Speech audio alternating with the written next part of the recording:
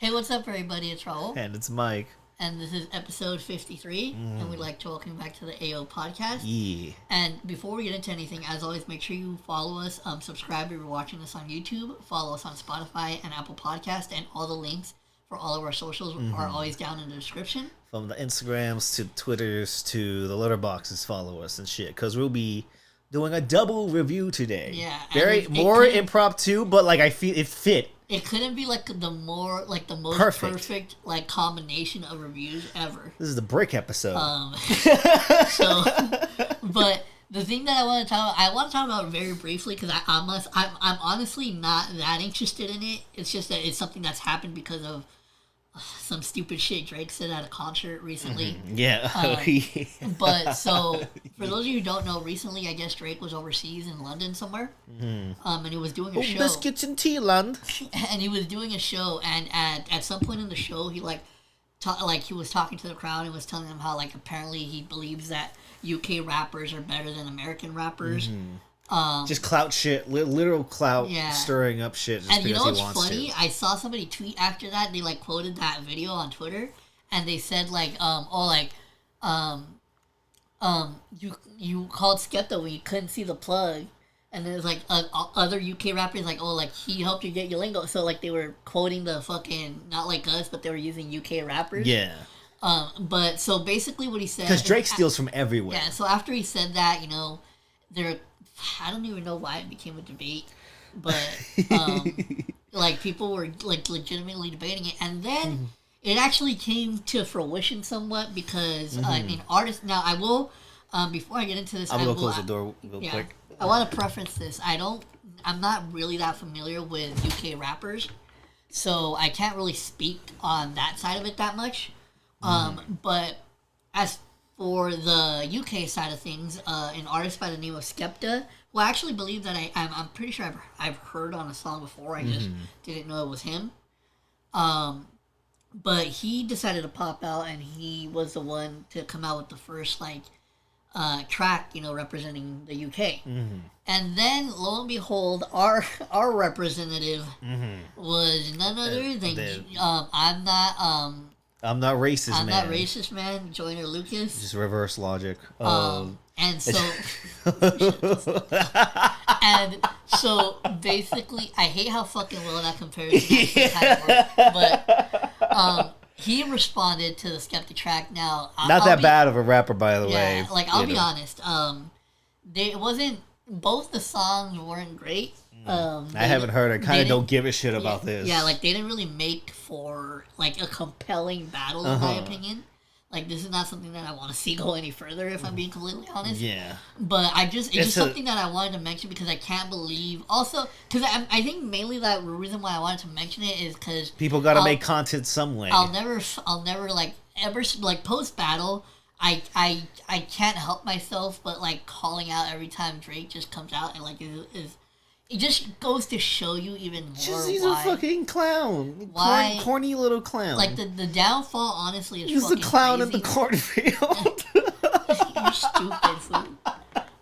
But this is the main reason why I wanted to like talk about that because it's just like the fucking it's annoying. The downfall of him has just been crazy to watch because you know, and his credibility wasn't that strong to begin with before the beef. You know. The reason why it is so corny, not only the fact that it's Drake, but because it's Drake, is 100% if the battle would have went the other way and he would have dragged the fuck out of it. Like he would have been like, I'm sorry y'all, like I love y'all, but the US got the best if rappers. he won, he would somehow have like Aiden Ross and Trump within that thing. That's just like an actual fact. Like he would completely go all the way with it. 100%. Did you hear that weird ass shit? How apparently he had his not because it would have made sense if we would have just simply gotten his LeBron tattoo removed because of course ever since the beef like they've had a falling out. They don't fuck with him. Yeah.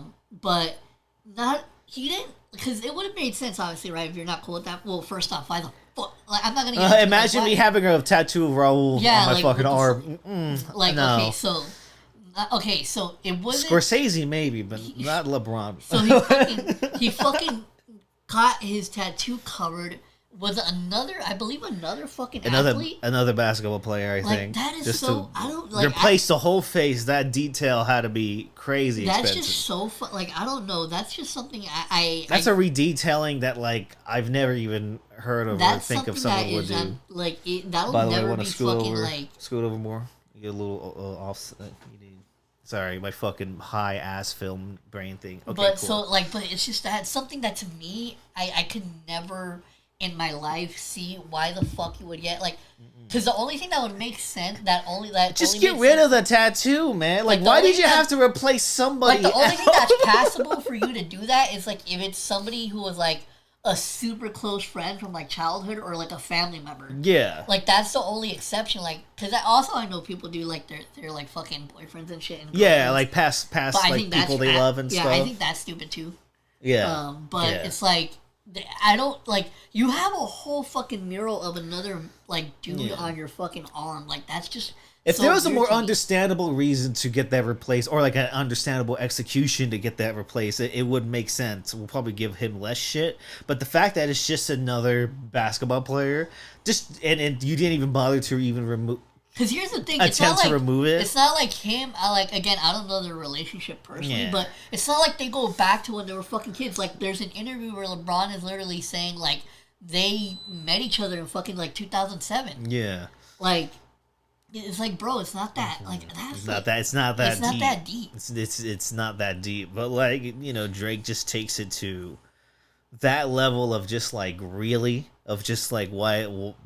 That is like every decision he makes, it's kind of like the worst decision he could make, because it kind of just like wastes everybody's time and resources, whether it comes to the stupid petty internet shit or actual fucking defamation lawsuits. That's the thing that I don't think I've that would actually kind of fuck up the freedom an artist has when it comes to making art. But that's what I was gonna ask you. Because I don't think I think I talked about my opinions briefly on the last episode, but I didn't like get your opinion on it. What like do you think? Like, what are your? Because I know my expectations for it, but what are your expectations for this upcoming Drake album? What am I? Shall there be expectation? Like, what are you expecting from that? Because I already know what I'm expecting from mean, I'm expecting him to just completely have more, of the other side to have more ammo against him. I think, if anything, if he keeps going like that route of just pure petty and hypocritical shit. So they might just be like, all right, bet, and just Uno reverse card his ass and just like be able to use all what he said against him because he wants to go there. Because you know how like obviously the recent single that he released, it was him taking shots at LeBron. Mm-hmm. I guess the better question would be like, do you think that going forward after the single and going into the album, do you think that he is gonna step away from that, or are you expecting more like subtle shots? He's gonna do. I wouldn't even be surprised if he like all of a sudden he's like random nuke, random another red button and stuff, and tries to like make it a whole big deal again. I wouldn't be surprised with that either. And then it's like I definitely think he's gonna bring more subtle shots that I think are gonna just bite him in the ass at the end. Because it's just like, it's all of this is just kind of like a wasted time in so many ways that is actually very dangerous for the freedom of speech of artists and major labels and stuff. So I'm genuinely curious, like, because obviously, like, because of his ego, he's gonna want to stick around for the foreseeable future. Yeah, but I genuinely with his fat guy abs. That picture, bro. People are fucking roasting him. Like, did you see there was like a hole like on his left side or something? There was like a hole or something. Like it didn't look natural. I even watched I can't remember the dude's name, but it was this dude on YouTube. I just saw the picture. I'm not gonna analyze his whole pec. He's like that's all I need I'm to say. assuming by the way that he looks, he's some sort of fitness instructor. But he actually has like 1 million subscribers, like over 1 million subscribers on YouTube. So I'm assuming he's a pretty well-known dude in that space. But it was literally a video of him like breaking down Drake's fake abs. That's crazy. Like that. And the thing that I not to get into the whole thing, but the thing that I think the main takeaway where you can like see the like blatant difference is when you look at his abs, but then you look at his arms. Because it's like he's got fat guy arms. Yeah, like the arms and the abs don't fucking they match. They don't like match. He looks like fucking potato head. You know, his chi-chis are not pumped up the way they need to look for those abs to look for the way they look. You know, so it's like he needs a refund. You know, he needs to get another one, a good one where we're not gonna talk shit. You know, if he has the money, if he's fucking don't give a fuck, just fucking go for it. One of my favorite ones is like, damn, he went to Mexico for his BBL. Yeah, not Brazil. You know, it's just like it's right by the border. You don't want to go too far. Yeah, so I didn't even expect to go on that. Yeah, what the fuck? Yeah, come on, Raul. I didn't want to talk about his fucking fake chi-chis and fucking his fake longhas and shit. You know, oh no, those longhas were real. Anyways, like, and the thing is, like, speaking of that though, like, you could have fucking, like, it's crazy because like you would never see you're never gonna see the reverse of that, where like somebody, like, imagine like somebody accusing you of like having a fake fucking fake longhas. No, fake like, he's like plastic surgery longhas. There's an industry somewhere that there's something like that happens. Anyways, let's get the fuck away from that. That was crazy. I did not expect to talk about his fucking fake shit. Anyways, but speaking of not fake shit, is there anything else you would like to go before we go to the main two topics? Well, are you gonna mention? I was gonna say talk about the Epstein stuff, but like it's kind of like very grim. But like also Raul said, we talked about it earlier. It's like not surprising. Yeah. But it's still crazy. I still think it's really crazy, and the fact that they fucking blocked that shit too, and a lot of their campaign trails was like this was gonna be open, and America is really just a reality TV show. Because like it's run by a fucking master of reality TV.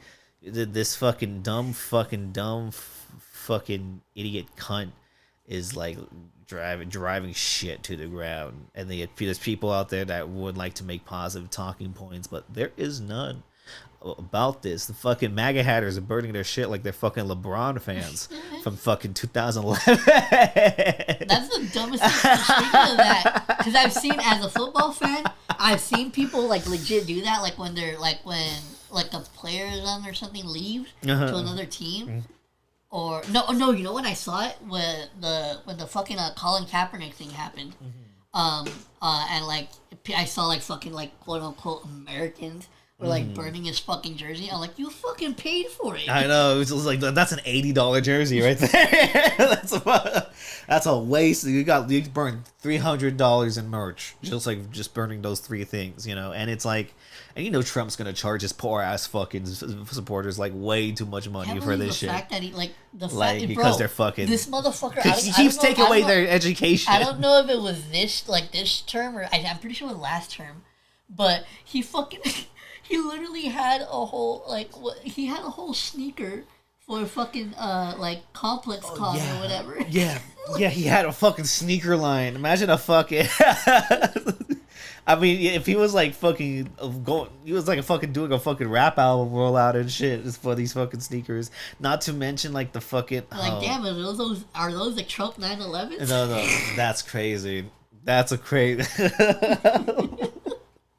That's a Trump 911. It's like the sequel we're gonna probably see soon. Oh, that's crazy to say, actually. Yeah, what the fuck? Why would you wish that? I didn't. I know America sucks, but America sucks really bad right now, bro. Like it's like this is like 50s America, where like the white people are really happy, but we are not. We have $30 Popeyes. That's how much it fucking sucks. Yeah, no, but good Popeyes, but like it should not be $30 fucking dollars. But you know, so there's certain people happy right now, but a lot of people are fuck. They're like living in the fucking 50s, man. Especially with this AI shit. That's just gonna and actually has a higher chance of ruining art than the fucking Blacklist did and shit. But let's get to some dope shit. Let's get to some dope shit that just like reminds us that as artists with integrity and talent, you just gotta keep pushing been forward. Building up to this moment for the last 2 episodes. Pushing forward to create whatever the fuck you want and however you say it and however you please. And yes, we are talking about. We've been building up for like the last. We kind of forgot we were supposed to review Ari Aster movies because we're more focused on the album reviews. Yeah. So we'll get to that eventually. Fuck that. So we'll get to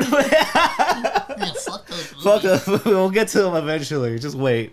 But right now I've been waiting for fuck this. You. I wanted to go to the concert. I've been waiting. Yeah, no. Fuck you, bitch. Fuck you. The new Clips album. Let God sort them out. Let the fucking God sort them out. This is obviously came out tons of drama within this, whether is the UMG shit, which we've covered on the previous episodes, the Travis Scott beef. So yeah, we've been very fucking excited for this album to come out. Yeah, and this one, of course, because we've been waiting for it, we are going to be doing a track by track review. Yeah. So do you just want to get into it and go to let's just dive into it because holy shit, that fucking first song. Now, here's the thing. The birds don't sing. Here's the thing. I was actually somebody that wasn't surprised that was the first song because I forgot what interview I had watched, but they mentioned it somewhere that that was like that they made reference to that it was going to be an emotional song about their parents that was going to actually open the album. And I think the host might have asked them like, wouldn't you like typically save like a song like that for like towards the middle or the end of the album? But they I forgot what they said exactly, but they said that they really wanted to start off the album with that track, just kind of like to make a very powerful statement. But yes, it is. And that is a really powerful one to do. It's a very emotional track. Basically, it has Pusha T and Malice both speaking on the final conversations that they had with both their parents, where Pusha T was talking about his mother, and Malice was talking about their dad. And I think like I knew it was gonna be some like from like the beginning, like even like those first like the way it even starts off with the piano. First of all, Stevie Wonder on the piano, who narrates the outro, is fucking godly on the keys. Pharrell orchestrating this very cinematic, theatrical fucking opening statement of instrumental on the chorus, Voices of Fire also, and then just Pusha T talking about the final convo with his mom. It was very now that's how you have like a very great opening verse. I'm gonna drink some water. Yeah. So I think the one that I want to speak on the most is the Malice verse on that, because I will say like the reason why it hit so hard for me personally is because I'm pretty sure I've mentioned on the podcast before, but I did lose my dad a few years ago, and so that's just like that whole verse just really spoke to me, and it really hit different, especially the part where he says I lived far fishing trips. Damn, I had a dad. Because it's like when you really look back on it, shared you with my friends, the pops they never had. So it's like that was just a. I'm not gonna lie, like when it hurts. When I fucking first heard it, I'm like, God damn, like why the fuck is the fucking Clips album making me emotional? It's like very beautiful, and also I think it sets the tone just because of how much they've grown, how much they've seen, and how much they've perceived and like went through and all that stuff, which I think sure that all the Clips albums have been heavy drug related, but within the drug bars are like elements of subversion and of reflection, and that's why Clips is a super great dichotomy in hip hop too. And this song starts off beautifully, and there's tons of Malice like bars in Yeah, I here think that my I favorite is when he are talks really about good. when he's talking about when he's talking about his dad. He's like See, mine had every bass covered, so imagine his pain when he Yeah, found like bass in the covered. That shit, like a lot of the Malice lines just in this one song, the way it starts off, is so strong. Not and Pusha T, the way he's like, Pusha T comes in with an emotional lead in and kind of like sets like the groundwork, and then Malice comes in and finishes it off beautifully, very beautifully. What post a note of Bible quotes were you preparing then? I'm like, damn, like, and then especially when you talk about Malice's journey of faith, and like in an interview, I saw an interview which he also said that it made sense for him to rap about his dad, especially like how they talk about the Bible with each other, and like how a lot of the and then the mom was also went to Sunday meetings with them as well and stuff. So drugs have all and religion have been hand in hand with this. Yeah, when it comes to the clips. Yeah, and like it sets that tone beautifully, and it kind of like prepares it. It's like an emotional healing of like, even if you feel like the pain still, it like helps you express that pain, so you're ready to go through. And the funny what's part next. is, you literally go from an emotional roller coaster to just straight fucking bars. It's just straight. That's why I think the way it starts off is like the best way to start off, because it feels like a healing. You got the emotions out. Now you're prepared to go fucking in. And Chains and Whips featuring Kendrick Lamar. You know, this is a verse now, that like everybody fucking got. This was the track that did get leaked. So we've a lot of people have heard it. Yes, I'm not gonna lie. I was one of those people that I heard. I don't think I heard the whole song, but I heard. I definitely heard Kendrick's verse. Yeah. And also, Chains and Whips was in the Paris Fashion Show that Clips walked through in 2023 also.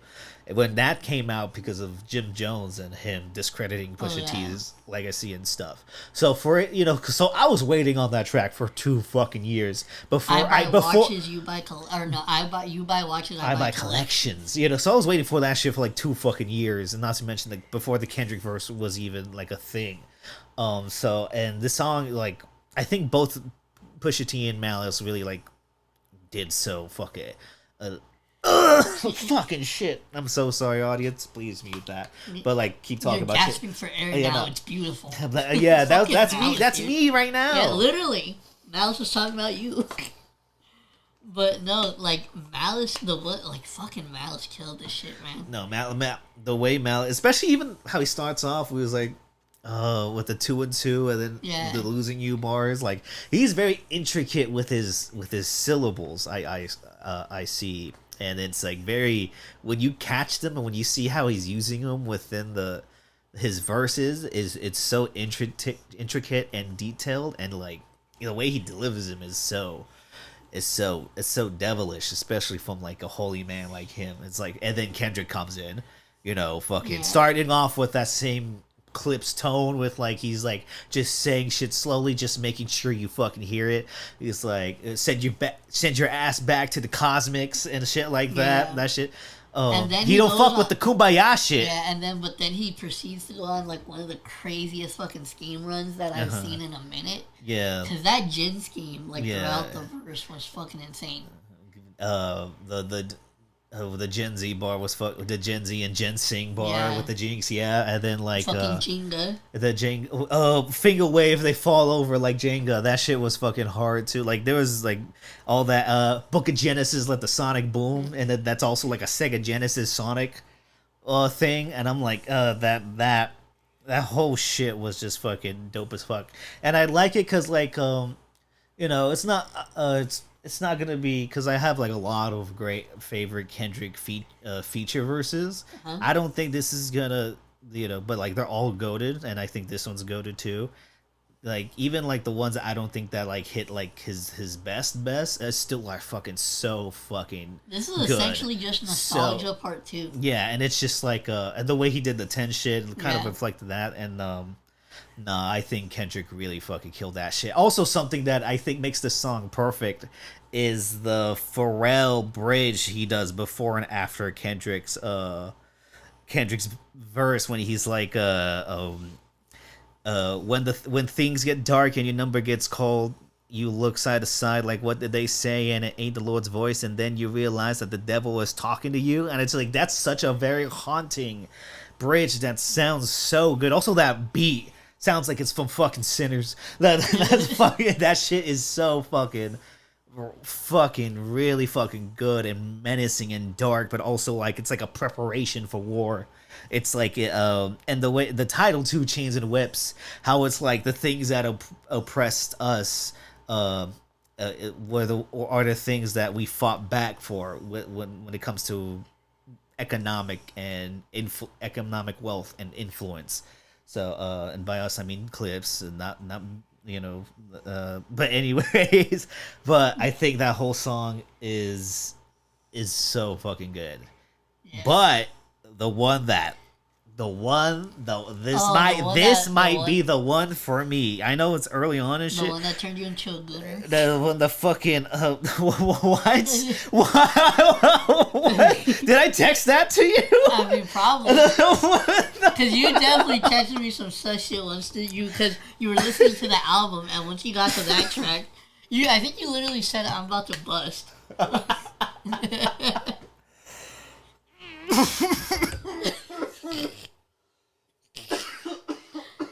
No, so Mike is dying right now. So, yeah, but you fucking caught me off guard. But no, yeah, but Mike was very, very fucking excited for this next song. Because I know what he was about to do. But first of all, before we go to what he was about to do, the beat, the way it starts, this is probably one of the hardest fucking Pharrell beats I've ever fucking heard. This shit is menacing, it's grand, it's epic. Like these are the first 3 songs, and you're coming in with some of the best production I've ever heard with fucking Pharrell. Not to mention fucking Pusha T coming in with that fucking guru flow and shit. The most calmest, menacing, like I don't give a fuck you flow I've ever heard. And then when he's fucking... they content create. I despise that. I create content. And they tries that. Oh my god, that... And then the way he starts off, all I see is 60-day stars and 20-year thousandaires. Not enough shopping, a whole lot of browsing errors. I'm like, what a word now. I didn't even know that word existed, but I'm using it on everybody that's not myself. But I'm a major browsing error. I got no fucking money. I like looking at things and dreaming, but this is what Pusha T was talking about. I know, but like that's what that. Every time you listen to clips, bro, they just make you feel so much poorer than you actually are. Oh my god! Especially the sand color Rolls Royce. We like Saudis here. The only like, Audi here is driven by my au pair. Like, it was like that. I literally saw a tweet where somebody was like, "Damn, like I like." Pusha T, I think it said something about like Pusha T really has a disdain for normal luxury. Yeah. He's like I own an Audi. They're fine cars. Yeah, he was like that's what broke people would say. That, and then he fucking keeps going with the ghost face with the wrist bird falcon air. Willie Falcone trunk full of talcum here. Yeah, shotgun with your ex feels like Malcolm's here. Yeah. Send that head through a text. Ain't no shouting here. Like what the fuck is this? Is like up, and I'm gonna spoil this shit. All 3 of these verses on this song are probably my favorite verses on the album. Period. But like and then he comes back with the chorus, and then Tyler comes in, and he's like he's taking shots too, which I'm like, oh my god, Tyler taking shots. It feels like it's 2013 again. But like also he has like the artistry and like the acclaim to back up all the shit that the haters are fucking saying. And I got deaf and blind bitches trying to see what it do. La Ferrari doors open like a therapy. Number 8 bread to me. And then he goes, what the fuck? I got homes, I ain't sleep in the options. Push, keep dirty white moving like mosh pits. That shit was wild. That shit, both those boys, like, you got homes you haven't sleep in? He was like, the options I could choose to. Which one should I sleep in first? Like, that's that bougie shit that just makes broke people like us work more to get the bougie shit we want. Is crumbs, bums. I know. They fucking puzzle him, bro. And the fucking, I'm like white bitches the way I pop shit. And the fucking, but like then at the end he comes in with like very like thought provoking, and revealing shit. Curse of the Zeros, you become a devil or tap dancer. Came to terms with, probably outgrow my hero. Yeah, come get with me. And then he fucking ends that shit. Now and then we go to fucking, and it was like holy shit, that's like one of the best things I've ever heard Clips or Tyler in general. And then the fucking Malice, and the beat switch too. Malice as Clips fans know, but like as Clips fans, we know like people really are not. People are not ready for Malice. I think I said peeper. but all these peepers. But a lot of younger sounds people like a white slur. Or like a lot of younger people, or like people in our generation that maybe didn't necessarily listen to the Clips. I feel like this was their kind of like their first introduction to Malice. So what a fucking way to get introduced to Malice. If they have to wait to Operation, call it obese. Obese. Oh my god, one of my favorites. Oh my god, that whole verse is crazy. Crazy, I made a career off in OZ. Came back for the money, that's the devil in me. Had to hide it from the church, that's the Jekyll in me. And the way he says that with such menace is incredible. Like one of the, if there's a list of rappers with pitch perfect delivery, Malice has to be at least top 5. At least top 5. No, and then the way he was honest here was fucking amazing. It was honest flexing, and it made for my favorite time of the album. I love this song. Everything about it I think is masterful S tier shit. This is that hip hop that motherfuckers will live for. Like they would literally get through life just to listen to this shit, and that's what this fucking song did for me. And then the next song is just a fucking banger. So Be It, which we've heard. Yeah. I forgot to ask. Like POV, anything else you wanna talk about? It's fucking dope. It's fucking dope. So Be It, which we've talked about. It is that shit. Travis in it. Glad in front of me. Got your Calabasas. Got your pitch and your pride in front of me. He's menacing, man. Yeah. Someone said Pusha T sounds like he's casting spells with each bar. He's like, I think somebody else Pusha T literally raps like an evil villain. Yeah. And then after that's Ace Trumpets, which we also talk about, and that also has like one of my favorite Malice verses on there with the drugs to kill my teen spirit. Welcome to Nirvana. But Yellow Diamonds look like PP. And I told you from the very fucking beginning, since that track dropped, when I heard Yellow Diamonds look like PP, I immediately knew this was gonna be fucking album of the year. You immediately knew? Immediately knew. But we love that. But then we get into All Things Considered, which I think is really good. If I had to pick, like, obviously I fucking love all these songs. But if I had to pick a favorite, I think this one's it. Really? Yeah. Oh, that's surprising. Because I fucking love the hook too. Like, who the fuck knew you can make slides out of iguanas? Not us. But you know who did? Rich people. He was like, what's an animal we can kill and wear? Let's find out. They just fucking saw an iguana randomly right there, like, let's do that. He's like, you know what? If that was on my foot, that looked real good. No, but I fucking love that song. No, that's I guess the way he comes in, he's like, I'd unpack the Blizzard and Honda Civics. Yeah. I'm like, that's my car. That's Damn, so that means what the drugs that fucking... I know, I could be packing drugs. Yeah. Oh, shit. That's such a crazy statement. I'm gonna clip that. He's like, I could do this. This album motivates me to do some harm. Imagine if we ever we would fail so miserably. No, we could not get away. First of all, I would like try it and probably get addicted and finish the coke. I'd never done coke in my life. But I know that is true. Especially how much we talk on the podcast. We'll probably give our location and shit. And where the spot is. It's like we have almost done a few times. And if people like really like look at you, like, oh, I know where they're at. Anyways, back to Clip instead of Absolute Paranoia.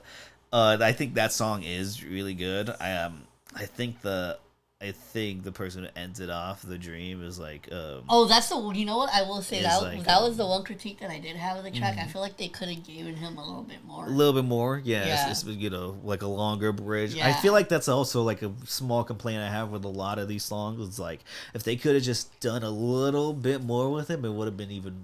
And then because also the Nas verse was kind of short too. You know that.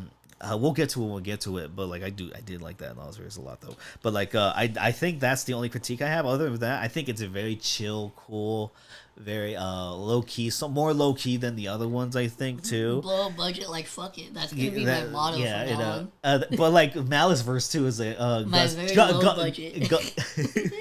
Guns Czechoslovakian that starts and ends it. Yeah. That shit fucking the story in like 6 to 8 words, that shit. But then the next song goes fucking hard. Fucking Mike Tyson blow to the face. Yeah. That chorus, crazy. But also it's such like an amazing double entendre because he's Mike Tyson fucks people up at his peak. But also he was fucking going crazy. You see that thing where he like threatened the A word at somebody but was like also being homophobic at the same time. Yeah. That shit like that only comes from coke. That only comes from coke from Mike Tyson. There's literally a fucking I don't know if you've ever seen this pretty infamous like interview that he did where he's like talking about like he's like talking about this guy is about to fight. He's like, I'm gonna swallow his children. Oh my shit!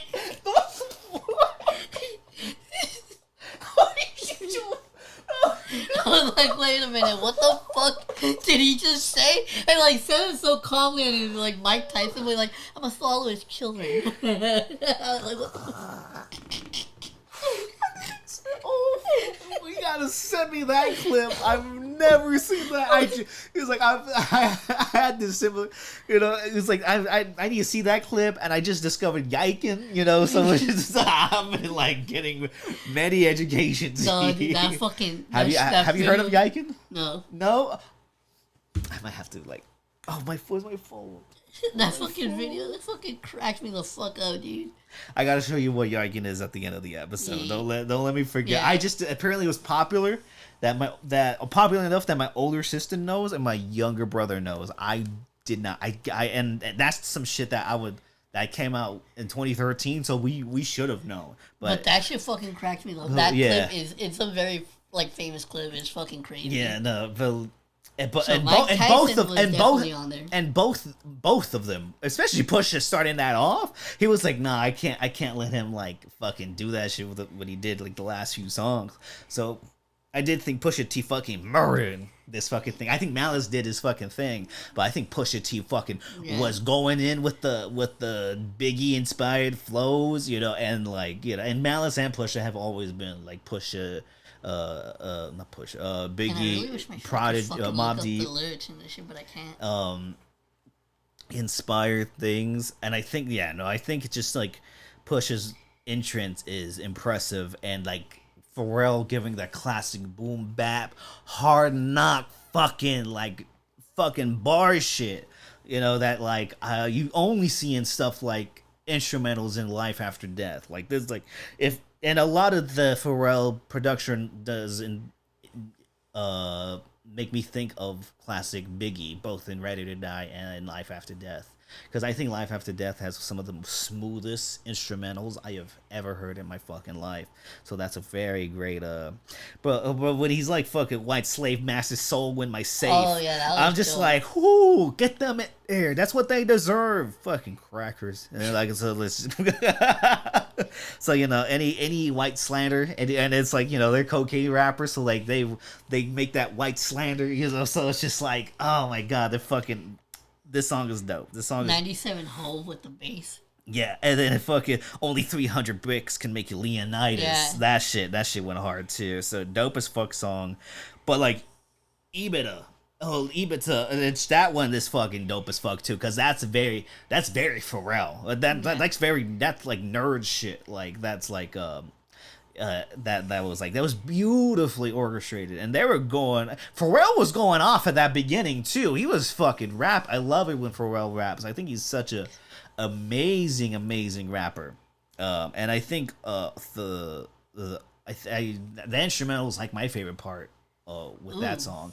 But I do love the verses though. But I love that instrumental. I think it's a little too short. I wish they did like just like one more. It's 8 bars from each of them. But like I think that was really good. Okay, so then we do differ a little bit with that one because while I do still think it's a great song, like I will say, like I don't think anything on this album is bad at all. But this one that would be one of your least favorites. Yeah, that was one of my least favorite beats on the album. No, that's one of my favorite beats. Like so, that's where we differ a little bit. When he's like just to get from A to B, he drive to C, and then that whole song's dope for me. But I think we both will agree that FICO is fucking amazing. With your boy Steve You could have shut the fuck up and let me say it by accident. But no, because I almost said it the third time. That would be hilarious. Yeah, no, I fucking, that's the thing. Because the O and the E, like, I don't know what the fuck. It's only with this, with Stove. I almost said Steve got again. But like no, him on the how to bag the Fetty with like one eye closed. Yeah. That's Fresh Prince jacket. I'll turn you inside out. No, that chorus. I know people wanted a verse, and I wanted a verse too, but I think that chorus is just so. I think it's just such a fucking dope chorus. Like that's enough for me. Like I am singing that at fucking work. You know, I'm just like gotta bag the Fetty with one eye. Like I'm fucking. but the rhyme schemes that Pusha and Mal, some of the most intricate rhyme schemes they've probably ever fucking done, and each fucking bar fucking hits. You know, every string of bell needs an Avon that doesn't sweep shit under the rug. And you just started The Wire, right? Or you're about to start it? Yeah, so like, oh my god, you're gonna get a lot more Coke bars than if you're watching The Wires. You gotta be listening to All Griselda again. Yeah, I've only seen the first episode so far. Yeah, so yeah, that's a fucking bar and a half. You know, rhyme scheme, probably my favorite rhyme schemes in the album comes from FICO, and I think one of my favorite choruses of the album comes from FICO. That beat is also fucking tough. It's so fucking good. Oh my god, like that Asian inspired sample that was crazy. That felt like masters at work. That's definitely one of my favorites too. And then I guess if I have to pick a least favorite, sadly, I still think this song's cool. Too good. I do think so. I think one of my Inglourious Bastards. I felt like Pharrell could have done like. I mean, who am I to fucking tell Pharrell what the fuck to do? But these are just my opinions. It's just like I wish I could have like have like 1 or 2 more layers of like instrumentals. So like because it felt more empty to me. It felt more simpler. Yeah. It felt more simpler to me than what we've heard in the last few on the last tracks of the album. But I think the rapping on it, especially from Ab Liva, fucking when it was sick, Cars Black as Umar, you know, that shit was fucking had to be hollering. That shit had me. I did not expect a Dr. Umar fucking bar, and it wasn't Madagascar level, but like it did take me out of it. But that shit, I think he still fucking killed that. I wish the song was a little longer. I wish each one had like more bars to say. Even if it had like maybe a catchy Pharrell chorus too, it would have felt more seamless. And because despite how short the song is, and I still think it's too short, it does feel a little like unorganized in a way. I wish they had like more of maybe a Pharrell chorus that's like very catchy and upbeat to help complement the verses. If I had to give a complaint and like if I have to pick a least favorite song on here, it would be Inglourious Bastards. But that being said, it's still like a really good song with really fucking great verses on there, especially from Ab. Nice to hear Ab Live on the Clips album again. But then we go so far ahead, and I think this one is also a very It's not my favorite. It's not my least favorite. I think it is in the middle for me, but I still think like the way the chorus comes in with they're super angelic, and then drops like probably one of the harder beat drops in this fucking album. That like fucking there's some bars here that I really like from fucking Malice. No mistaking for me for the Reverend ushering the money. My confession, you know. Oh yeah, ushers, yeah. How you pastor your whip? How you pastor whip a Rolls Royce? That was me pre 9/11. Now look at me post Armageddon. Walking with my dog, I am legend. That shit was fucking so fucking dope. I've been both Mason Methods. Yeah. I've done Ocean 9/11. Yeah, that whole. I wish quotes in the desert, like we did the coke in the oh my god, a lot of those bars are fucking so fucking dope in that song. I have more of my favorite songs come from the first half of the album for sure, but this is not a bad song at all. I think it's still hard as fuck. I think they're rapping their asses off, and I think it's I really like the instrumental switches really, really well.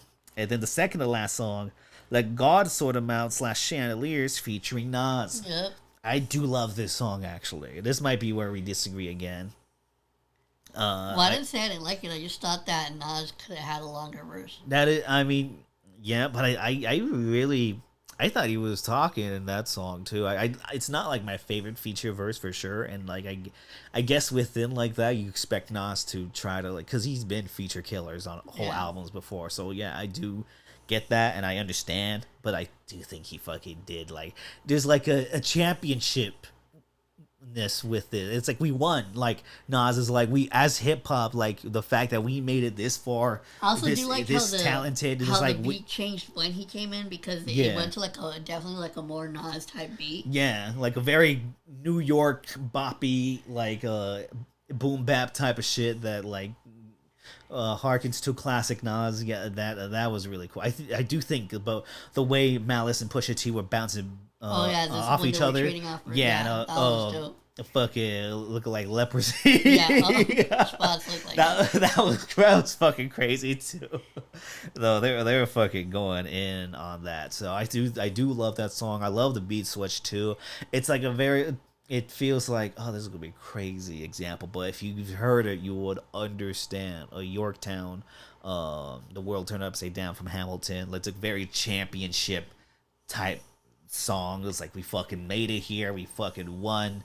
When everybody else said we couldn't do it, and even when we succeeded, they said we still couldn't go further, and we did. Yeah, no. I know people have critiqued that Nas verse, and I completely understand, but it's not my favorite verse or feature verse on here, but I really love. I still really like that. I still really like that song. And then we go to the final song, which is a beautiful, beautiful end. Very similar to the last track. Very championship. Like, we won this shit. Like, but this one is more grounded because it reflects on like the times they've narrowed the. They almost faced like the end of everything and all that stuff by the grace of God. And I think the chorus very. Actually, that was one of my, out of all the choruses that Pharrell did on this album, I think this one was my favorite. Yeah, no, I think at first, when he first heard it, I was like, oh, I don't know. But the second time he did it, after getting Push It, this is one of the few times Malice goes first, then Push It T. For most of the album, it was Push It T going first. Yeah, and I think them just like talking about how the fact that they even like missed multiple chances with the end is like very, it humbles you. It changes your mindset, and it kind of like both verses do that, and I think that is like. Going back to the last track real quick, the fucking when Malice sends the verse like, "Let God take the wheel like a Tesla." Oh yeah, that was really funny. Even though those Teslas will crash, I was about to change the subject real quick, but maybe that's God's plan. That's God's fault. Because I'm thinking of the video I saw where it's like my guess it was like for an OnlyFans video, but like as they were trying, the chick was like, "Hey, tell her to stop. They're fucking on the driver's seat, and like the dude's trying to control it. Seen that. And he's like, tell her to stop. And then like once they crash, the phone's like,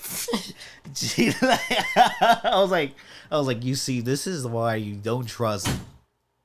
What the fuck was that? I'm trying to look. It's probably something in this room, you know. But if it's like, I don't know, zombies or something, I don't fucking know. You can cut that out if you want. Okay, there was a loud noise. But like we're back. It kind of distracted us a bit. We spent an hour trying to look for the ghost of Christmas Past. What? You went from like in OnlyFans crash in a Tesla to fucking searching for the ghost. What the fuck? I was trying to come back. Let's wrap this album up, dude. Yeah, but by the grace of God, beautiful end. And I think it's a very. If I had to give a tight critique with this, I wish the end was like 4 or 8 bars more of just that grandiose instrumental. And but like that song is such a beautiful end. And when you repeat the album, it feels. It feels natural. It feels natural when you do repeat the album over and over again. And we both have a lot throughout the fucking week. And it's you hear it from both of us. We love this album. Now, I personally think that I'm legit. At first, I was like saying it in like kind of a joking way earlier, but out of everything that I've heard this year, I genuinely think that this is a really big top contender for album of the year. Huge contender for top album of the year. Like it's gonna compete with Chromacopia and GNX during the next Grammys, and it actually has a chance to win. Yeah, it actually has a chance to win that Grammy, and nobody should be shocked if it does. I would give it a very high 9 out of 10. I would put it up there with Lord Willin' and Hell Hath No Fury as some of the best songs, some of the best work they've ever done as Clips and as Pharrell. I think I'd probably give it the same, a 9 out of 10. I really love this album. There's definitely a lot of replayable tracks on it. All the even though like Inglourious Basterds may be my least favorite, I still replay the fuck out of it because I think that rapping Ibida that much. I mean, it's still the way that they were rapping on it was amazing. They were fucking going ham on that fucking beat. No, but we love this album, and it was kind of fun reviewing all the albums we got to literally see their progression, so that was really dope. You went from like the Despicable Me sound, to like the Madagascar bars, like the pop hit sound.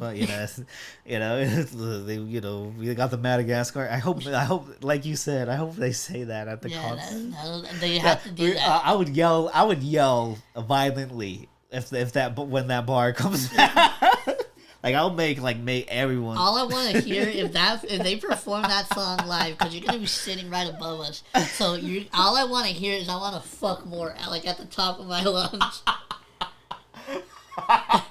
because that would be amazing. Oh my God, they're not gonna play that. But no, song. So we went from reviewing all their albums and.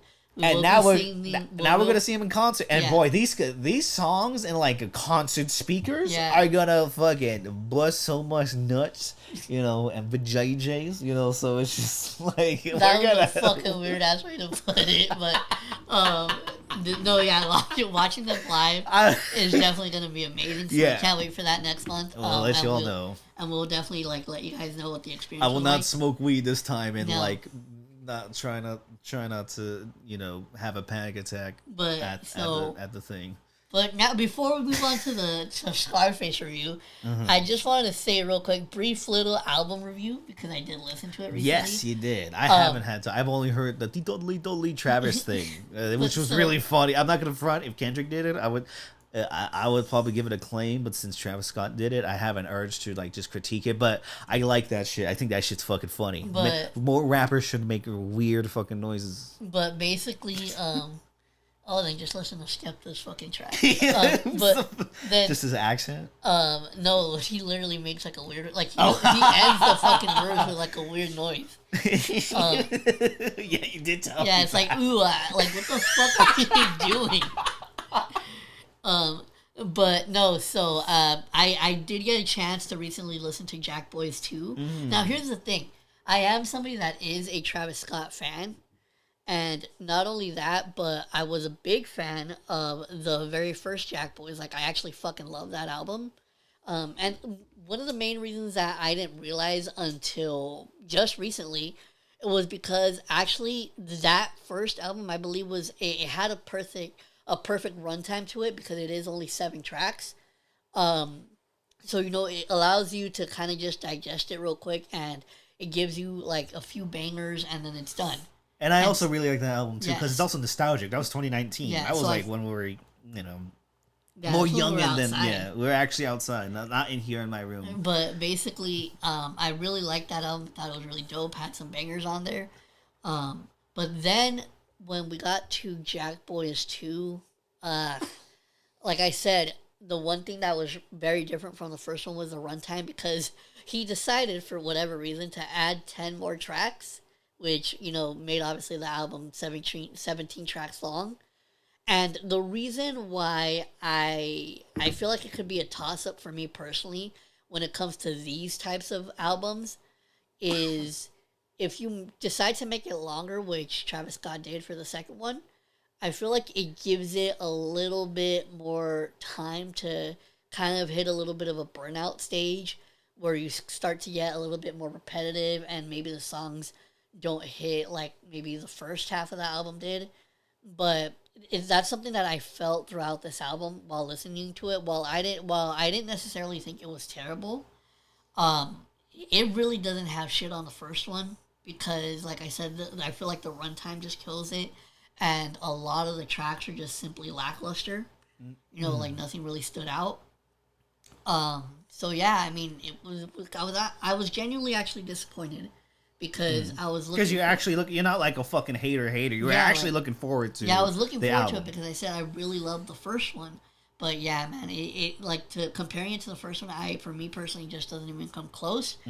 But you know what? Yeah, the one thing that I forgot to mention is when we were talking about the Clips album. So that track, Mike Tyson blow to the face. Speaking about blow to the face, This we're gonna is be just talking about constant Scarface. Why did you ruin my transition? You I fucking piece didn't of do it shit. again. Just edit. No. Then you're gonna leave it then there? it's not authentic. You fucking dick. You fucking did that. I didn't know you were gonna do it that fast. I thought you were gonna give it a space. Why do you think I went back to the fucking Clips album?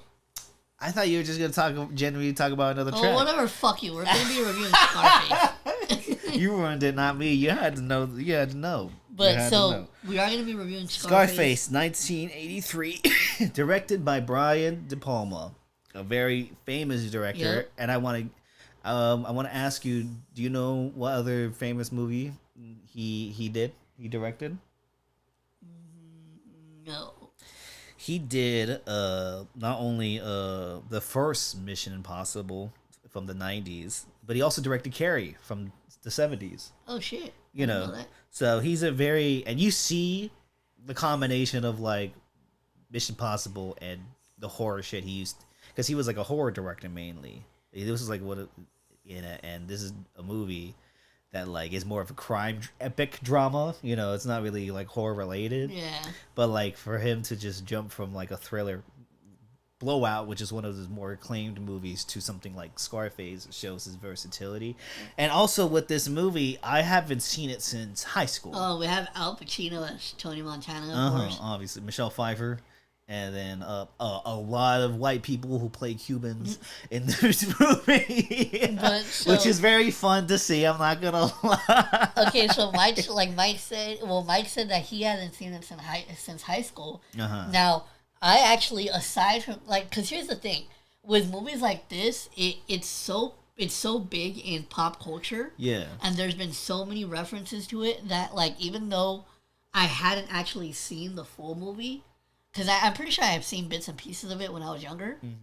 But I've never actually sat down and fully watched the movie. But there was basically 90 to 95% of the scenes that were in this movie, I was like, oh, I've seen that reference somewhere before. Yeah, and this is a very iconic movie because at first it got very mixed reviews, and then it kind of didn't make its money back at the box office. But then over time, a lot of people started integrating it with hip hop gangster drug culture within Well, that time. there's a lot of fucking So references in hip hop in this movie. yeah, so over time it's There's literally a rapper named Scarface. yeah, and like he's one of the most conscious motherfuckers to ever exist, but like when you hear Scarface, you think of this Tony movie, Montana. Tony Montana, played by Al Pacino, who I think it gives a ridiculous fucking performance that I fucking love watching. Listen, so I think this Italian just playing this cute. listen, so okay, real quick to point out, we're not like since this is a very like iconic movie. I don't think it's I don't think it's really necessary to go throughout the full movie. No. So we'll just mainly just be talking about like some of our favorite parts from the movie, Well, and then we'll like give our rating like at the end. Yeah, and I just want to start off with the way it starts with like the giant like circle around. Like since Brian De Palma's a very perversive and subversive filmmaker, the way he like just even approaches this like if it was like fucking Carrie or Blowout or something like that. And this is somebody I saw this first way before I saw any other of his movies, and then over time I've watched more. I've seen Sisters, I've seen Body Double, I've seen Blowout. There's a lot more I need to see, but like I've seen like a good chunk of like what's considered his peak. And Scarface is definitely in that realm as well, because like that opening shot of just like the camera going in a circle as interrogating and that Al interrogation Pacino. scene is probably one of the funniest shits I've ever seen to start off a movie, because when this motherfucker Hey, you got a scar. You got a scar. He's like, what'd you get? How'd you get that scar, tough guy? Eating pussy? And then fucking Tony, like fucking Al Pacino with his accent, bro. Hey, he's like, how I get a scar like that eating pussy, man? Like the way Al Pacino, you can't like say what you want about the performance, but the fact that he fucking goes just there, this is the same actor who plays fucking Vito fucking Corleone, motherfucker. Like that was like the most like calm, attentive fucking villains I've to ever be conceived in cinema. And the fact this is like just a complete opposite of that, just like pure exaggeration, like just going overboard top, but like it's so fucking fun to see. Like people could call it bad. I disagree, kind of, because I also I can't look past that. Like it's a fucking Italian playing a fucking Cuban. Like I can't look past, but it's also so fucking funny. Yeah. And that kind of what makes it fucking funny. But like it's fucked up. But it's also like he does such a good job though. I don't care what anybody says. He does such a fucking amazing. He does such a good job. That accent is fucking as a amazing. non-Cuban, we give approval to this Cuban accent. This shit's so funny, but we understand if you don't like it. But like non-Cuban. But like but even and then like there's so many like grandiose swooping shots of big crane long takes, like even the scene where like they're at where they show like the camp and like the cops with the protests. It starts up top with the cops like pushing the gate, and then the protesters, and it follows the dude. Like the filmmaking in here, seeing a lot, not only more De Palma movies but just more movies in general. Like it's so admirable and technically just gorgeous to see. And just like this combined like the aesthetic matches the excess and the exaggeration and the pulp of Scarface, written by Oliver Stone, by the way, one of his more breakout features before he did like classics like Platoon and stuff like that. And wait, another amazing piece of dialogue that I want to fast forward to is when they're doing their first deal, and they're like waiting to cross the street, and they're like these it's an old lady and a girl in a bikini walking like they're walking past them, and you just hear Manolo. He's like, hey man, he's like, look at those titties, and that's him, and then freaking Tony he's like, what are you gonna do with that, man? She's 100 years old. Yeah, and then, looking at the wrong one. Yeah, So he's like, no, stupid. not that one, man, that one. So stupid. Sometimes and like this dialogue is super fucking funny. Like everything's the most like it kind of establishes that like very provocative nature of like in that this movie kind of like did establish a lot of like basis for how mob movies were gonna be from now Yeah. on, and like it's very different from Goodfellas, but I see a lot of that. Yeah, in, it's like in very, Goodfellas. it's a very over the top movie. Yeah, and it's like but it's so fucking fun to watch. Like even like when they're doing that first robbery and it goes wrong with Yeah. the chainsaw in the shower. First of all, I was kind of When the dude fucking falls out the window with the chainsaw. I know that's so stupid. But when he's talking to the woman and stuff, and then she's like, she probably a lesbian. Yeah, she's probably a lesbian. Oh, but when he's like showing him the tongue thing at first, he's like, what is that, man? He's like, it looked like a lizard. He like was like, what the fuck is that? What's this disgusting? What the fuck you doing? He's like, chillax. I get it. He goes up, and then he's fucking, hey, get a look. He's like, let my friend look at it. Look how he's gonna fuck up. It's like, he's gonna stick this tongue out to the lady, man. And then he gets slapped, and he's like, he's about to fight the lady. That's how insecure he is. And it does like not hold back to how like fucking crazy and insecure and like power hungry everyone in this fucking movie is. But I do think that shit, the robbery I thought was like funny too. He just kills him on the street and then like they slowly get away and all that. And that dude who plays the boss for the first time, his main boss. Oh, Frank? Yeah, Frank. Yeah. That actor, he's a really funny fucking actor. He's actually in like a season. He's in Lost Highway. He's in a season Sopranos. Like, he's a fucking amazing over-the-top actor. Like, yeah, Oh, but I want to fast forward to another fucking my favorite piece of dialogue is when they're at the club and he's dancing with the boss's girl. Yeah. And, yeah, Michelle Pfeiffer. Yeah, and her name's Elvira, right? Uh-huh. And so she's like, so what's your name? He's like, Elvira what? And then he's like, and then she's like, Hancock. And he's like, Hancock? And he's like, sound like a bird. Like, he was fucking, he's like talking, like, she's just calling, he's like, go away. Oh, I was about to say it. But like, go away, slur. Go away. Like, he always called, whatever it is, like, if he's like talking, if she's like talking to him, a high chance she's gonna fucking yell out the S word right at him. And then she's like fucking, and then he's like, you think you just, I forgot what he said exactly, but he's like something like, he's like, you think he's like, because you got a good body, you got good legs, like only you got a look in your eye like you haven't been fucked in a year. Bro, that shit took me the fuck out. But when he's like, if I was stuck, thirsty, stranded on a desert island, you'd be the last thing I ever fucked. He's like, oh, now you're talking to me. He's like, she's into me, mother. Oh yeah, when it fucking like just transitions to them in the car, he's like, yeah, he's like, she liked me.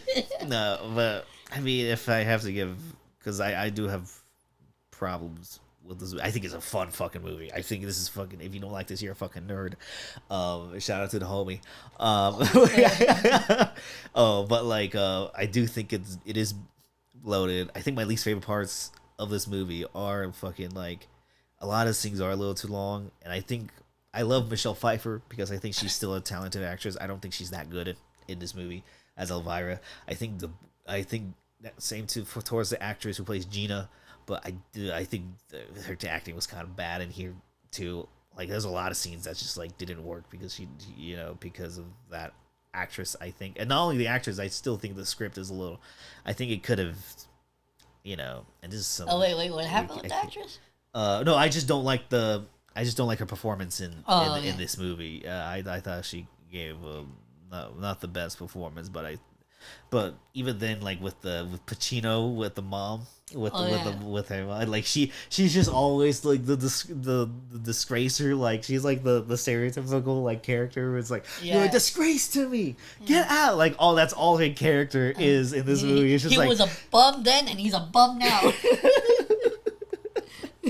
It's just like the disgracer Latina mom, but like it's realistic though. So that's what happened.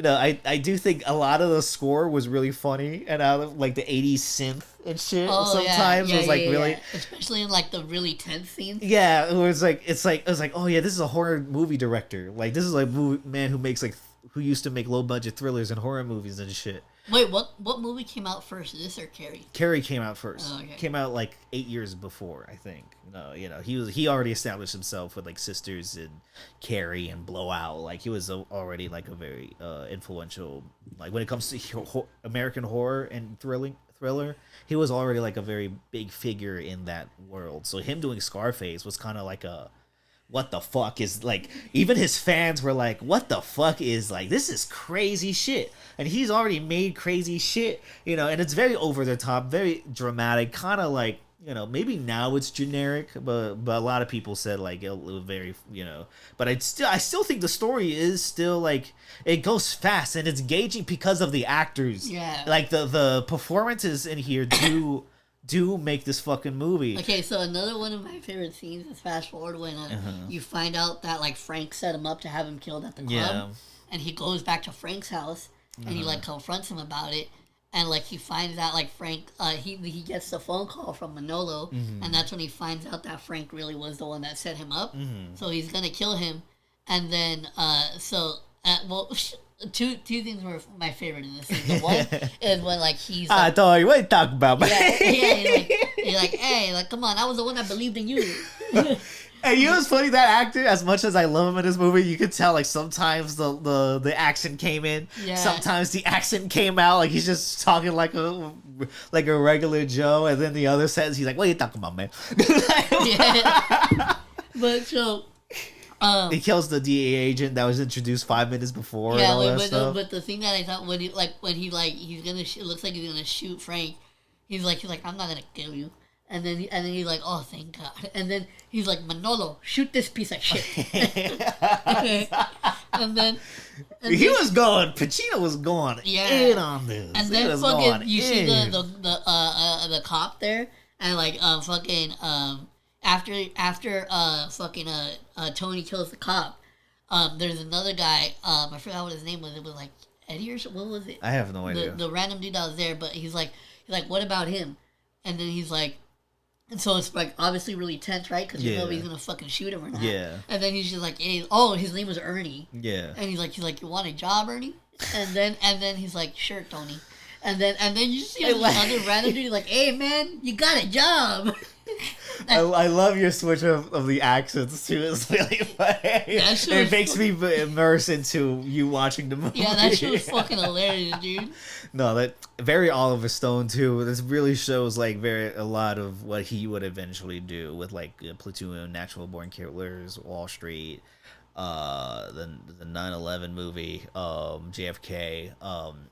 Yeah, no, script is really bombastic. It's really funny, and it lets the actors just like go fucking ape shit. And then like I want to skip towards through when he first meets Sosa. Oh yeah, that's another iconic. That's a scene. very like that scene was literally fucking referenced in the South Park episode. Yeah, no, like it's referenced everywhere. The meeting of Sosa, like there's countless hip hop songs that reference that first fucking meeting because Benny the Butcher literally has a song called "When Tony Met Sosa." Yes, multiple parts of when he was like, so they met multiple times. So you know, so it's a very iconic scene. I love the fact that in the fucking South Park spoof that they did about it, how it's like fucking Eric meeting up with the Colonel from KFC. Yeah. Oh fuck yeah, it is. The shit's fucking funny. But what I like about it, what I forgot about, I don't know how I forgot about this, was like near the end when like he gets the associate of Frank, and then he's like he walks with Pacino, and he's like, hey, look up there, and then he sees the helicopter, and sees like the associate like tortured, strangled. He gets fucking kicked and out. And they just fucking drop him. He drops him and gets hanging on the hell, and he fucking flies away and shit.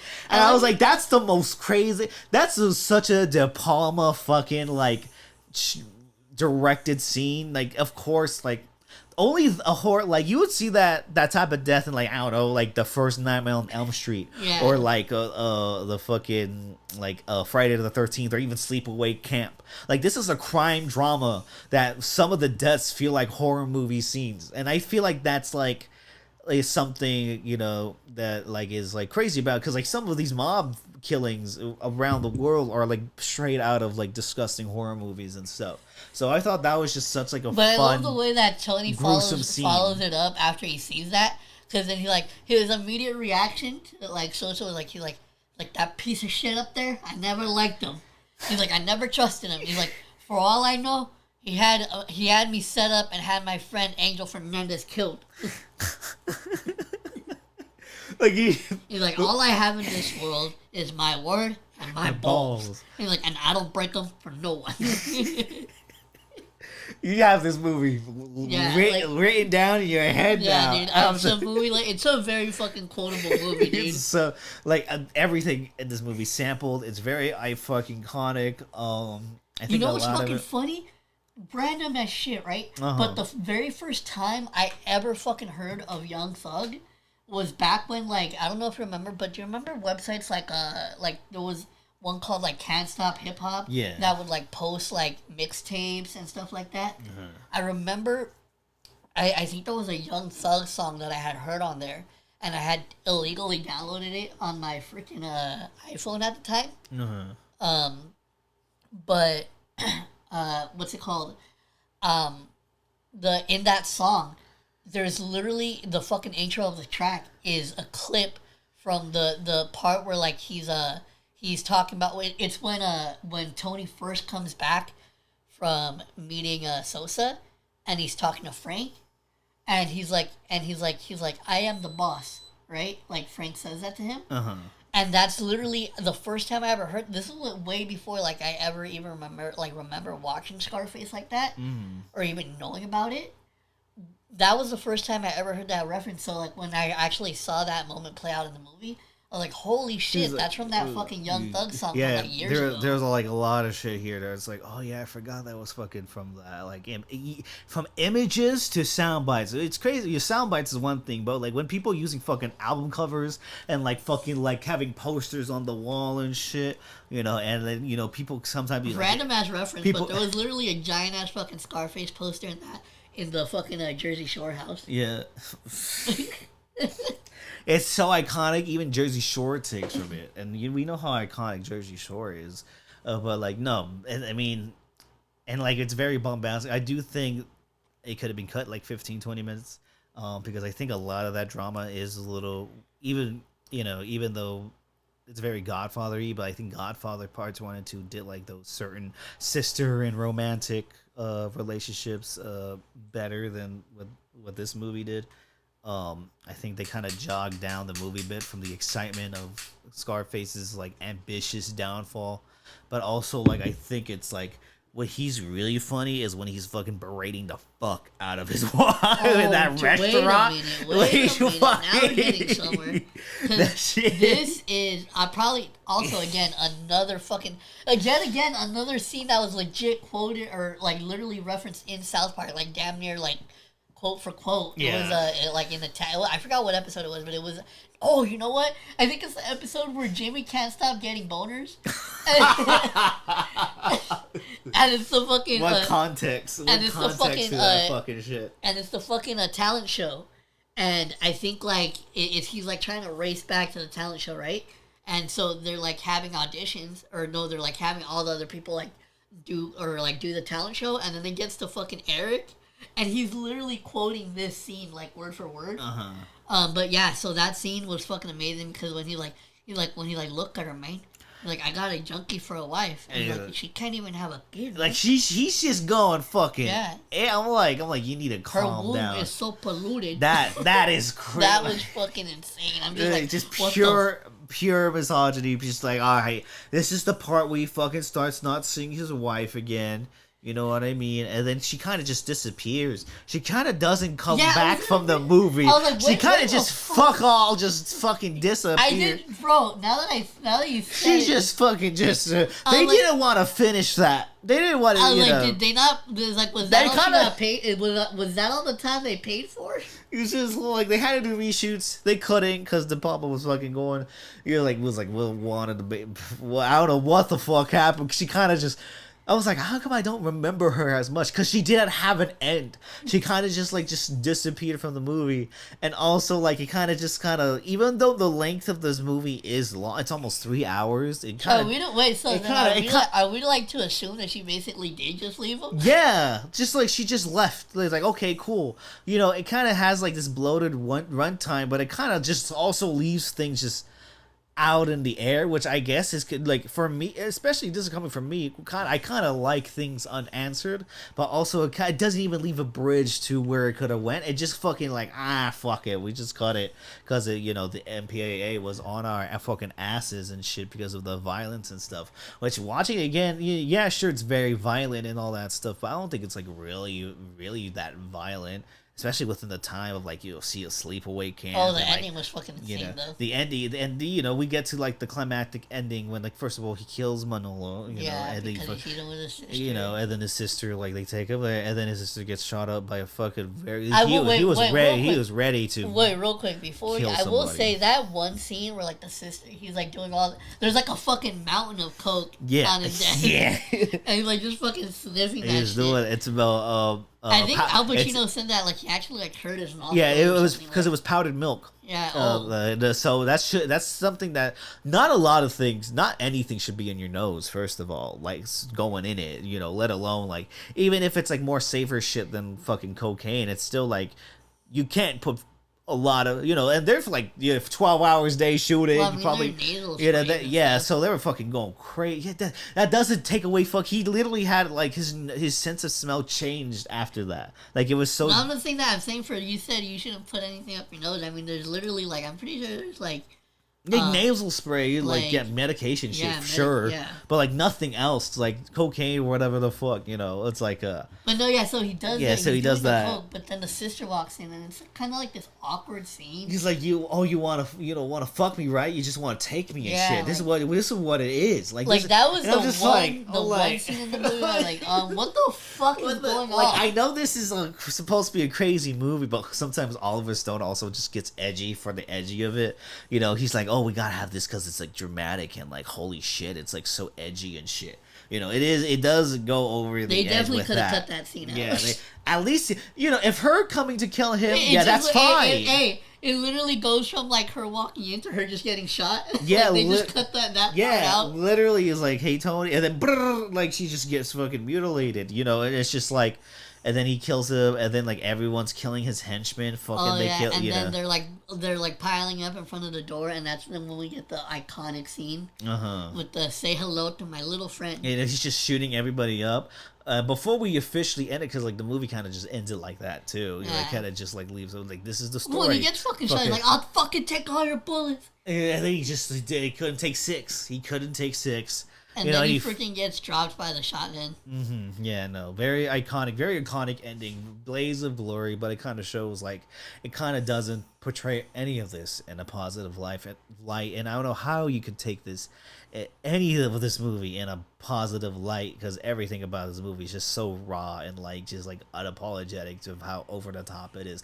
But there's a scene we skipped, which was one of my favorite scenes, is when they're counting the money, as like, the camera zooms in to the fucking clock and then zooms out, and then it fucking shows that they're fucking set up by this dude. Yeah. I think the camera work in this movie, especially when it comes to like the technology thing, because like De Palma also in other movies like uses technology as like a way to like present horror, especially with the camera and stuff, of like how he uses like split diameter and stuff, and like you could see De Palma influence in like even Sinners too. Like I'll say that as well. And then so the way he was using like the security camera stuff and like the TVs and all that stuff and technology and all that stuff. When they're doing the fucking montage of him opening all the businesses and you actually see him buy the fucking tiger. Yeah, it is so funny. And not we and we're about to end this soon, but like we forgot to talk about how like Theo Salamanca from Breaking Bad's in this shit. The Sosa, first time meeting Sosa. Yeah, he was about to bomb the kid, and then like fucking Pacino just shoots him in the fucking car. Yeah, he was like, this is what happens. You'll fuck with me. You think I'm a fucking worm like you? He's like, I don't give a fucking kid, man. I don't need that shit. But he's so cute. And then Sosa's like, you fucking fuck me. He should fuck. Lots of fucks in this movie, by the way, which I love. Nothing like a good movie. And also, it's a movie that uses his fucks properly, despite how much excess it has here. There's movies where like I've seen where it's just like they say fuck all the time and it's like so disingenuous to a story. Yeah, I get it. Like I think fuck is a funny word, but you need to use it properly, man. What scene is so fucking stupid, but it makes me laugh every time. What? The scene when he's in the hot tub, right? Mm-hmm. And he's watching the TV. Oh yeah, and he's like look at that pelican go fly, pelican, and it's not even it's a fucking flamingo.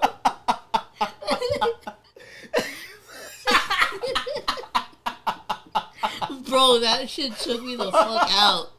I didn't even like really process that. Like I knew like it was a bird flying, but like the thing was like pelican flying. Like that whole hot tub scene where he's like just berating the fuck out of her, and it's like kind of she's just there to just get berated by Al Pacino, which is like some may say is really bad. Kind of because she kind of like useless in the grander scheme of things. When she walks out, like, I was kidding. He's like, what? I get no, fucking but Al Pacino, though, kills this fucking shit.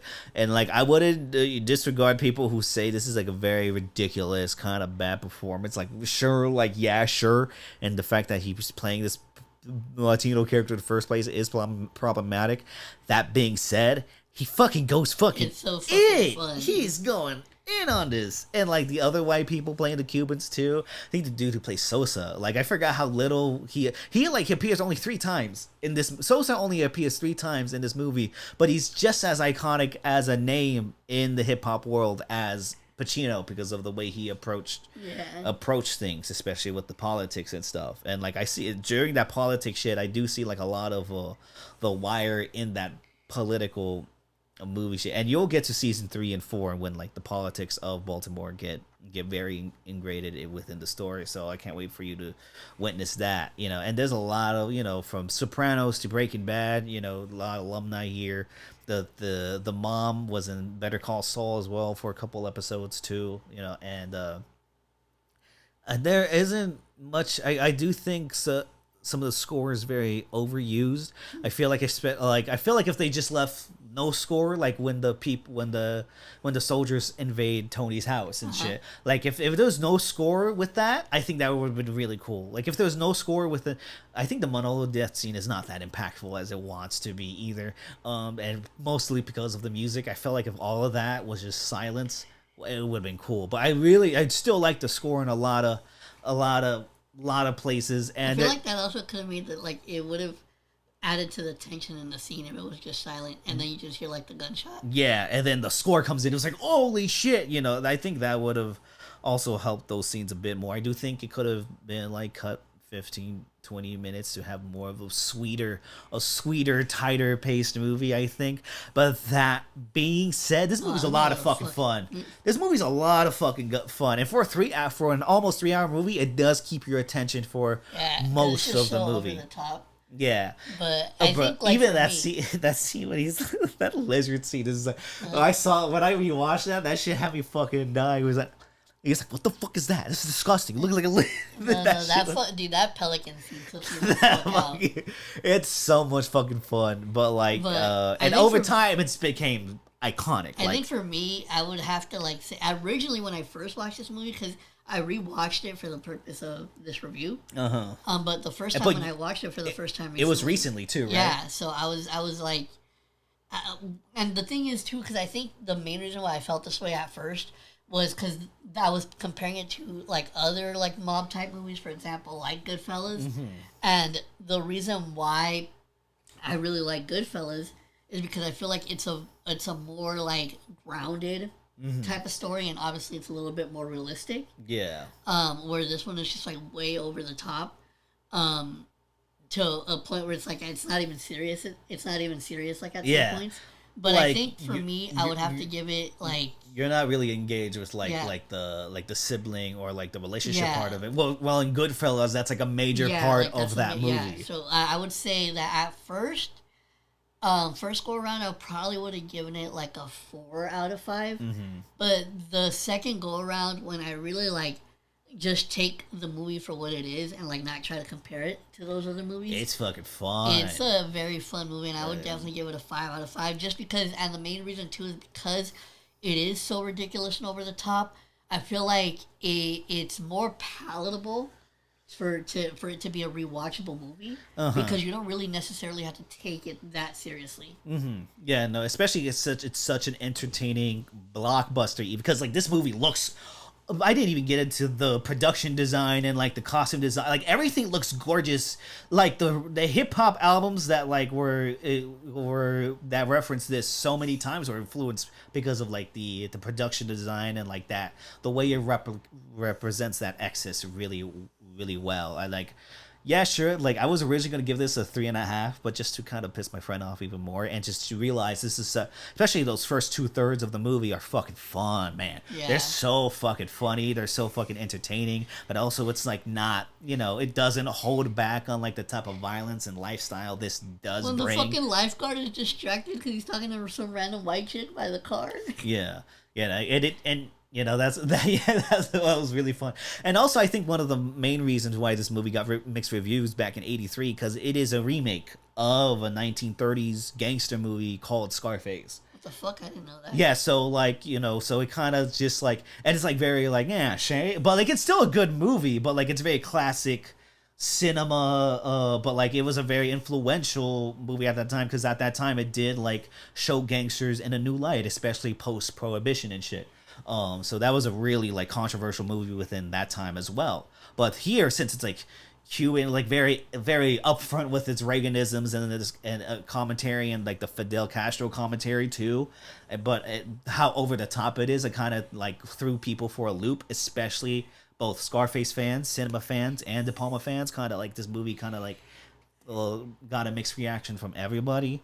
But over time in popular culture, like past Brian De Palma, past your local cinema goer, this is like a very iconic movie that anybody like can recite even without seeing the fucking movie. Yeah. Like that's pretty fucking like very iconic, like very impressive. And like as somebody who got into De Palma later, way later after watching this movie and rewatching it, like I think this has some of his most sweeping and luxurious direction he's ever did. And I think the horror influences here too do help elevate like the violence portrayed, because I do think the violence is pretty kind of, despite it not being the most gnarliest thing ever, I do think it's pretty gnarly. You could tell like the director of Carrie, really Especially with the last scene. Yeah, put it all in that shit.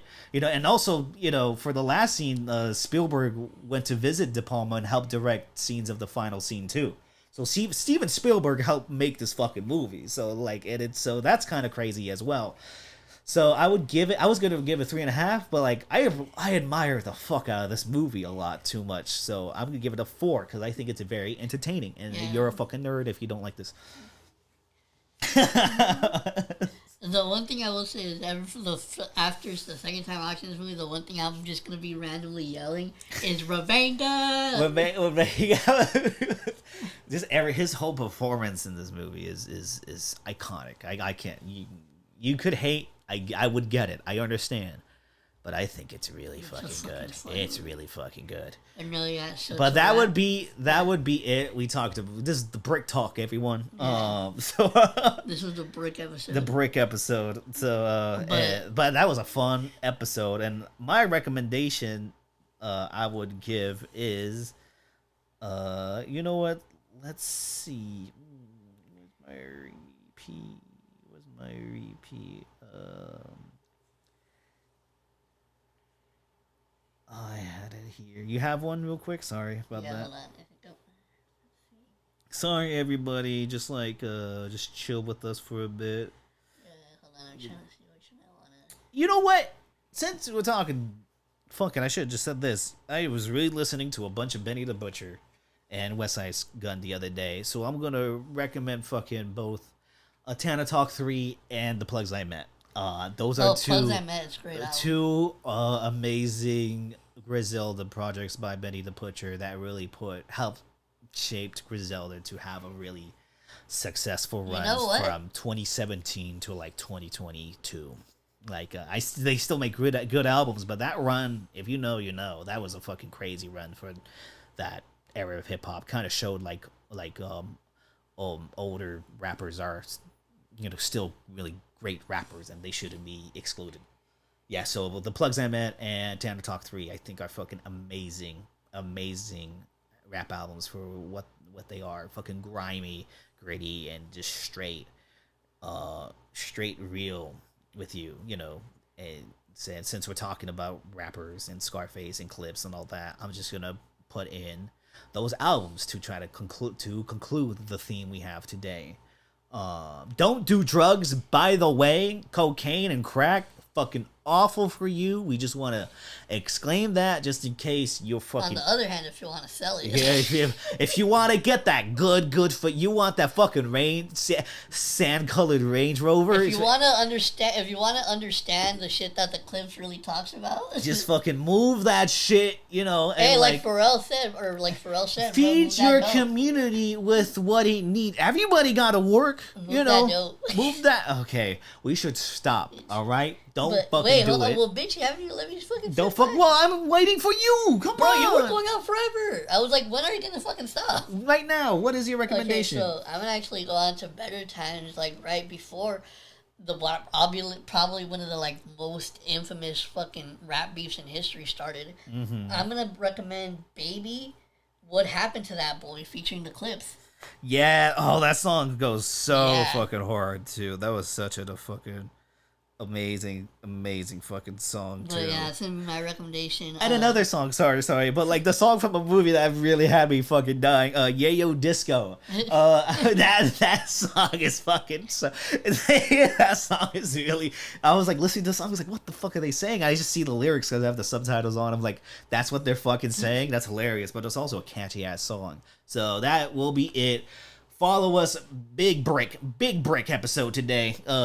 So follow us through Spotify, Apple Music. Follow us on our socials, from the Twitters to Instagrams to the letterboxes. And this was really fun to talk about. Yeah, this was a fun episode. But we will see you all in the next one. Peace.